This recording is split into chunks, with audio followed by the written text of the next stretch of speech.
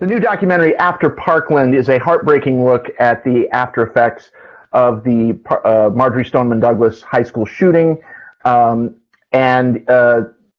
directors, Emily Taguchi and Jeff Lefferman, are with me. I'm Tony Ruiz of Gold Derby. And usually I don't like to start with this type of basic question, but because this documentary is so heartbreaking and is so personal, how did you guys get involved with this particular story? I just want to start. It's Jake, not Jeff. Jake. Sorry, my bad. But yeah, just start. Emily and I are producers for ABC, and so sadly we have more than once gone down to cover mass shooting situations. And Parkland started just like that. You travel down there. You have those difficult conversations. You knock on doors in really challenging moments. But pretty early on in some of those first interviews, we were really struck by how open the students and families were. So early on, they understood it was necessary to share their stories and keep the memory of those that they lost alive. And so pretty early on, we said, there might be something longer for us here. It was certainly a story that wasn't going away, and the community wasn't letting the nation forget what happened. So we decided to stay and keep filming. So as filmmakers, with a subject matter like this, is there a method that you use because it's so emotionally loaded, how do you navigate that to be objective as filmmakers and yet respectful to the emotions of these particular people? I would imagine that would be kind of a hard needle to thread. I think it's a couple of different things. I think it's about making sure we were giving these families the space what they needed to have when they asked for it. We tried to be as respectful as possible for whatever they were going through that day. Many times when we were visiting, it was because they were hitting a milestone like prom or graduation, which should have been a joyous moment, but it was often really a reminder of what they lost. So we were very careful in trying to be as understanding as we most humanly could of what the situation was that they were going through. And if they were having a hard day, we would just step back and not insist on anything that they didn't want to do. With a lot of the kids, we really made sure that their parents were around when we were talking to them, to make sure that the parents knew the kinds of things that we were asking and make sure that they were comfortable with our presence. And I think at the same time, yes, it is extremely emotional, and we went through that same kind of emotional experience with them. I'll never forget the first time we interviewed Sam Zeif in his living room. And he was so articulate about what happened in his classroom, as well as kind of the long-term implications of what an event like that had on his life. And it felt like a gut punch. It felt like our breaths were just knocked out of us. Yeah, and that particular part, I think one of the most, it's hard to single out like a single emotional moment in this film. But him in the White House and that kind of round robin discussion. You have parents from the survivors of Sandy Hook. There's almost something kind of bittersweet about how emotional he is, and yet the knowledge of here we are, a great deal of time later, and still we're having the same discussions. And as we're recording this, we're one day after another school shooting in Southern California. So how has your view, now you have some distance from it, how do you feel that this story of Parkland, how do you think that fits into this broader narrative of what we're talking about with gun violence? I mean, I think you said it. We saw another horrible tragedy yesterday. Since Parkland, Emily and I have covered Pittsburgh and El Paso.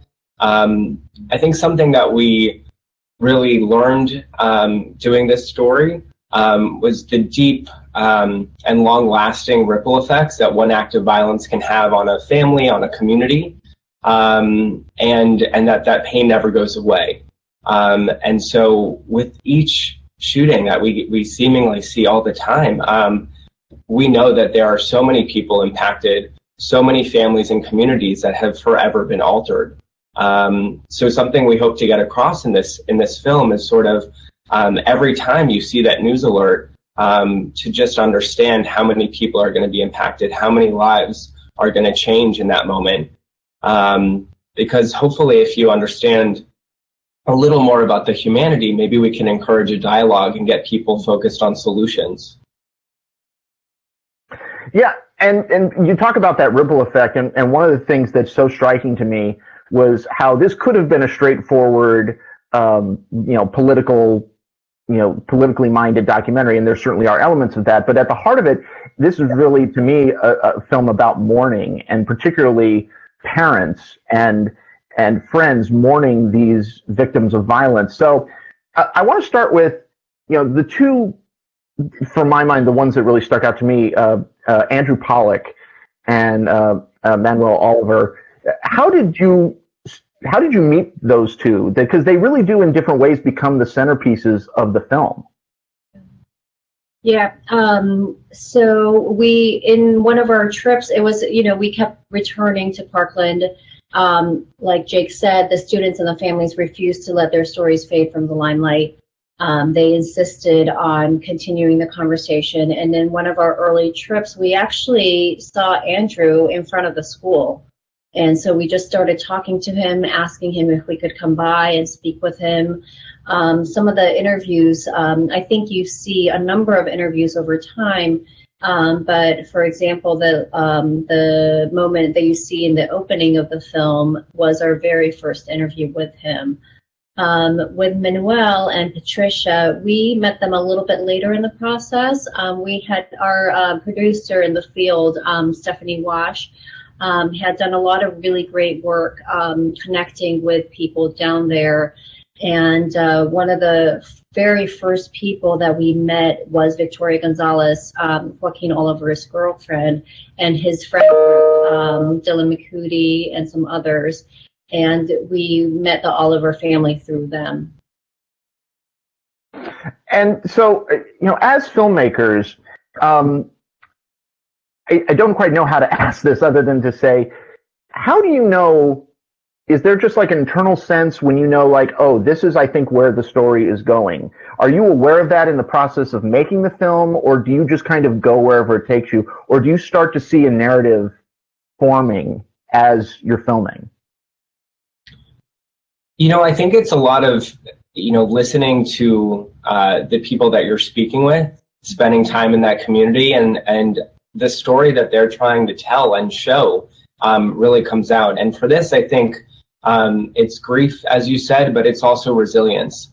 This was a community that said, this is going to be a story about coming together, about fighting for change in honor of the people that we lost. And really making sure that nobody forgets what happened here, so that hopefully it doesn't happen elsewhere. And so I think that's a lot of the story that sort of organically happened while we were down there. Yeah, it's one of the things that I like to ask documentary filmmakers, particularly when they come into an unfamiliar territory. By the time that you're done, do you feel like, obviously you know the family members well, but did you guys feel like you got a sense of who, like, say, Joaquin and Meadow? Do you feel like you came away kind of knowing them? I think yes and no. I almost feel bad saying yes, because we never did have a chance to meet them when they were here with us. And I so wish that we had. We only know them through what their loved ones have told us. And every single day they're keeping those memories alive, and they're honoring them. So I feel like it's really presumptuous to say, like, that we know, we've gotten to know them, but we have gotten to know their families and their friends and just how much they're loved and missed. And the interesting thing to me, because I felt like as a parent and as a teacher in my regular day job, I kind of felt, like I just wanted to reach through the screen and give these parents, a big hug. The Oliver family in particular, what they did when they basically are taking their grief and their anger and turning it into, as much as they can, something positive. What do you think this film says about that resilient spirit, beyond just how it impacts people who have lost people to gun violence? I think one of the things we really wanted to explore was exactly that. How do you move forward? How do you put one foot forward after the other, after something so senseless and so violent takes away the life of somebody who you have cherished and has been the center of your life? How do you go on? How do you wake up every day? How do you get out of bed? And I think it's a question, even after making this film, it's something I personally would still very much struggle with. I still, I don't know that I have the answer. Manuel Oliver actually had told us one time, you wake up, you fight for 24 hours, you go to bed, and then you do it over again. And it is that kind of strength and resilience, and the way people found their kind of like redefining family and community and coming together. And that's how we watched the community take their steps forward. I love to ask, particularly people who make documentaries, because I think it's such an important art form that doesn't always necessarily get the spotlight that it deserves. How did documentary filmmaking, you guys, as you said earlier, you guys both work for Nightline. Was documentary filmmaking something you were always interested in, or was it something that just evolved, was a natural evolution for you? I think a little bit of both. I mean, I've always been drawn to film, documentaries and nonfiction, and always interested in sort of this intersection between journalism and art. And so this became a great opportunity to be able to do that. We're so grateful to work at Nightline, and it's a show that encourages creative expression and taking risks and trying new styles in a way that sometimes news doesn't allow, because it's such a quick turnaround time. But this was just an incredible opportunity to take that a step further, and really, like I said, mend these moments that we observed with sort of the art of the beauty of the community and everything that came out of this tragedy.